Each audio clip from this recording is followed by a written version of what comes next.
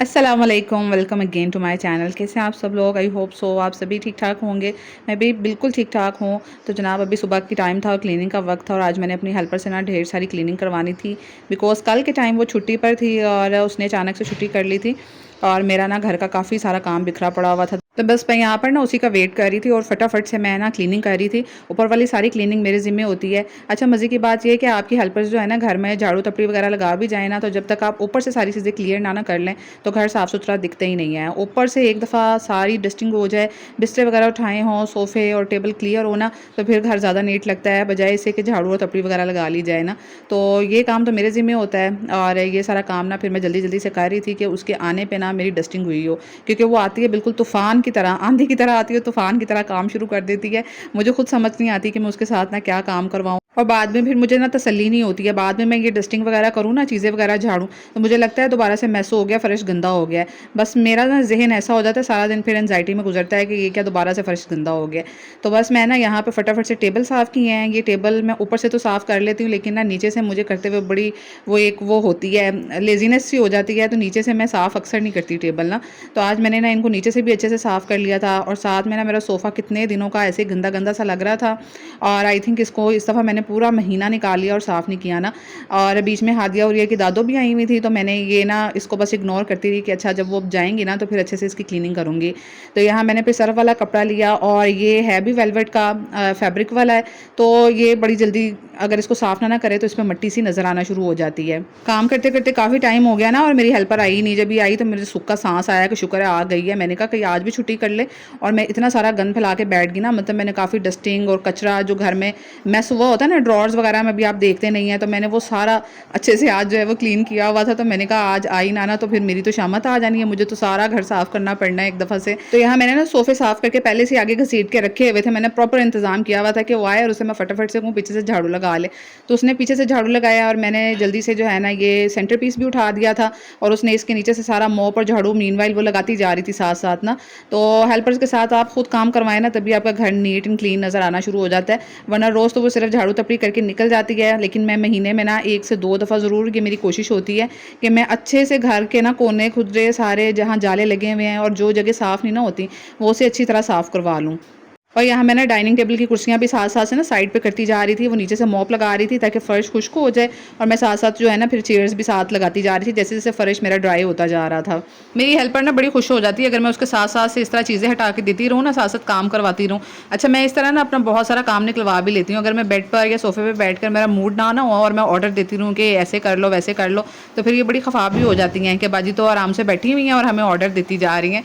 तो मैं अक्सर जो हूँ ना डीप क्लीनिंग करवानी हो घर की, तो फिर मैं इनके सर पे साथ-साथ खड़े होके चीज़ें हटा के साथ-साथ सफाई कराती हूँ और ये फिर इनको तसल्ली भी रहती है कि बाजी ज़रा चीज़ें आगे पीछे घसीट रही हैं, साथ-साथ ना मदद भी करवा रही हैं। और यार आज मैं इतनी ज़्यादा गुम हो गई ना सफाइयाँ करने के चक्करों में, फटाफट से मैंने नाश्ता बनाया।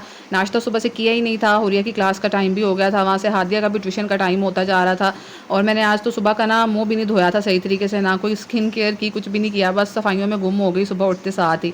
और फिर हेल्पर के साथ सफाइयाँ कराते-कराते ना मुझे तकरीबन 10:30 पौने 11 का टाइम हो गया था। तो यहाँ मैंने फटाफट से रोटियाँ बनाई हैं और रात का ना कीमा भरे करेले का सालन बनाया हुआ था और मेरी कितने दिनों से मेरा दिल चाह रहा था कि मैं ना भर के ये करेले बनाऊँ कीमे के। तो मेरे बच्चों ने रात को जो है ना एक्साइटमेंट के चक्करों में बहुत ही धागा ज़्यादा लपेट दिया कीमे को बंद करने के चक्करों में और ये ना इतना मज़े का बनता है। तो फाइनली ना अब नाश्ते का टाइम भी हो गया था, आप करेंगे नाश्ता बैठ के और बच्चे फटाफट से जो है ना वो फिर अपनी-अपनी क्लासेस लेने के लिए चले जाएँगे। इनको मैंने ना इस छुट्टियों में बहुत मसरूफ़ करके रखा हुआ है, वरना ये हर छुट्टियाँ जो है ना सारा दिन लड़ने में और टीवी देखने में गुज़ारती थी। लेकिन इन छुट्टियों में जो है ना ये माशाल्लाह से दोनों मसरूफ़ हैं। मैंने पहले ही सोचा था, मैंने कहा जैसे इनको छुट्टियाँ होंगी ना मैंने इनको मसरूफ़ कर देना है, किसी न किसी क्लासेस मैंने इनको ना दिलवानी है। तो अब हादिया भी माशाल्लाह 2 क्लासेस लेने जाती है और उसके 3-4 घंटे वहीं गुज़र जाते हैं और हुरिया जो है ना वो स्पारा पढ़ने जाती है और फिर वो घर आ जाती है। क्योंकि मुझे इतने सारे काम होते थे ना, तो हुरिया का स्पारा हमेशा से मिस होता जा रहा था, तो मैंने सोचा इसको स्पारे वाली रखवा देती हूँ टीचर, ताकि इसका जो है ना वो स्पारा तो चलता रहे और वो स्पारा पढ़ने चली जाती है। तो बस अभी मैं ना घर में फ़ारिग हुई थी, मैंने फटाफट से अपना मुँह धोया है और मैं यहाँ पे अपनी करने लगी थी थोड़ी सी स्किन केयर।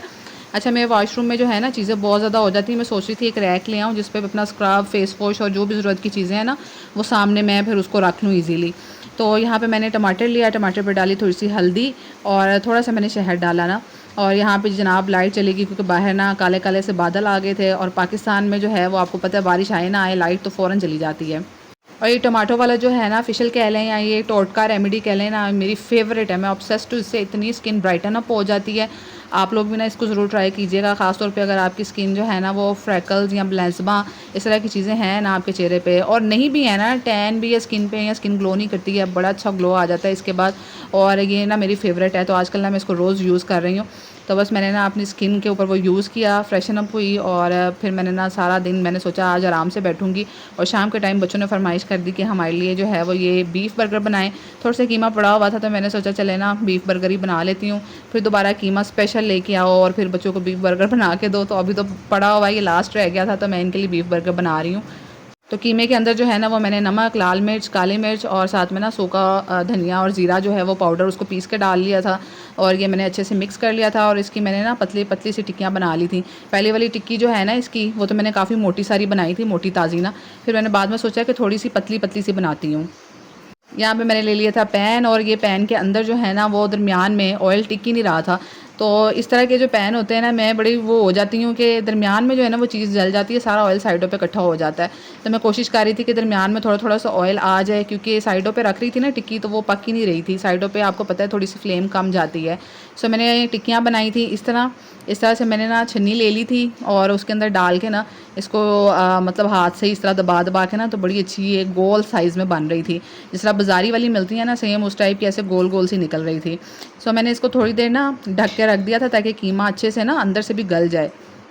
और तकरीबन 20 मिनट लग गए थे कीमे को अच्छी तरीके से ना गल के, और मैंने इसको दोनों साइडों से ब्राउन कर लिया था।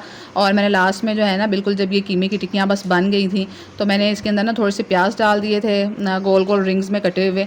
वो इसी के अंदर, इसी के ऑयल में ना जूसी से हो जाएंगे। तो मीनवाइल जनाब हम कर लेंगे सॉस को तैयार। सॉस में मैंने डाला था थोड़ा सा मेयोनीज़, थोड़ा सा चिली गार्लिक सॉस, और केचप होता है वो डाल लें। हमारे घर में चिली गार्लिक सॉस जो है ना वो ज़्यादा खाई जाती है, तो मैं वही डालती हूँ। थोड़ा सा मैंने पिज़्ज़ा सॉस डाल ली थी, ये भी ऑप्शनल है, मेरे पास जो पड़ा हो ना मैं वो सॉस बना लेती हूँ। तो इसमें मैंने थोड़ा सा नमक डाल लिया था, और थोड़ा सा मैंने लहसुन का पाउडर डाल लिया था। और जो लहसुन का पाउडर है ना, इससे टेस्ट बहुत अच्छा आता है, थोड़ा डालिएगा क्योंकि ये काफ़ी स्ट्रॉन्ग होता है। और लास्ट में मैंने थोड़े से जो है वो चिली फ्लेक्स डाल के ना इसको अच्छे से मिक्स करके, ये एक जो है वो होममेड आप समझ लें, ये मैंने तैयार कर ली थी। इसको मैं बर्गर के अंदर लगाऊंगी।